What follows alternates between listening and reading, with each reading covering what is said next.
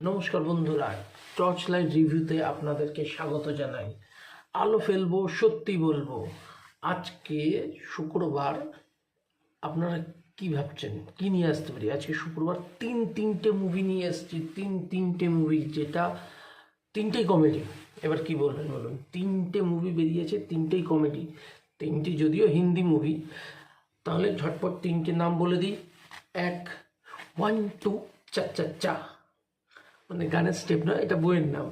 দ্বিতীয় হচ্ছে হ্যাপি প্যাটেল, আমির খান প্রোডাকশনের বানানো হ্যাপি প্যাটেল। আর তৃতীয় মুভি হচ্ছে রাহু কেতু, পুলকিত সম্রাট আর বরুণের বই, ফাটাফাটি বই। তিনটেই কমেডি বই। আপনি নাম হচ্ছে হ্যাপি প্যাটেল, আমির খান প্রোডাকশনের তৈরি, বীর দাসের ডাইরেকশন করা মুভি। এটা একটা স্পাই কমেডি মুভি।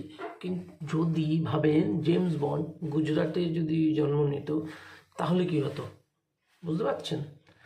এটা একটা ছোট্ট উদাহরণ দিই আপনাকে। বীর দাস লন্ডনের একজন স্পাই, ঠিক আছে। এডি ডন আছে, মামার কাছ থেকে একজন সায়েন্টিস্টকে ছাড়াতে এসছে। সেই সায়েন্টিস্ট কী তৈরি করছে জানেন? ফর্সা হওয়ার ক্রিম। আমাদের খুব জরুরি দরকার আছে ফর্সা হওয়ার ক্রিম। তো সেইখান থেকে দেখা হবে ইমরান খানের সাথে। সেইখান থেকে স্টোরিটা আগে কি হয়, যদি পুরোটাই বলে দিই তাহলে স্পয়লার হয়ে যাবে।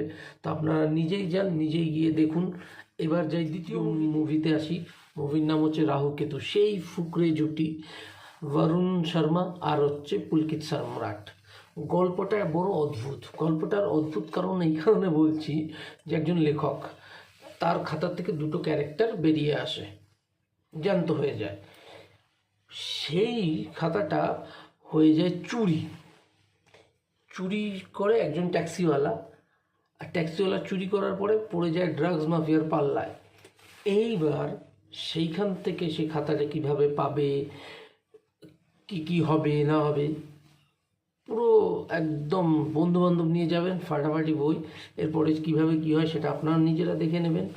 কিন্তু একটা বড় কথা, যে এই বইটা দেখতে গেলে কোনো লজিক খোঁজা যাবে না। লজিক খুঁজতে গেলে লজিকের ল বেরিয়ে যাবে, কিন্তু লজিক খুঁজতে যাবে না। বিন্দাস মস্তিষ্ক বাড়িতে রাখবেন, হাসবেন, চলে আসবেন। মুভিতে আসি।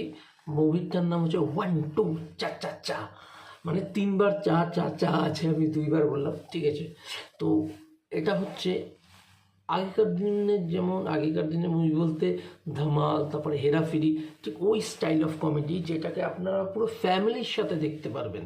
ফ্যামিলির সাথে কেন দেখতে পারবেন বলছি, গল্পটা শুনলেই হাসবে। ভাইপোর বিয়ে ঠিক হয়, মানে আশুতোষ রানা এখানে চাচার ক্যারেক্টার করেছেন। তো ভাইপোর বিয়ে ঠিক হয়।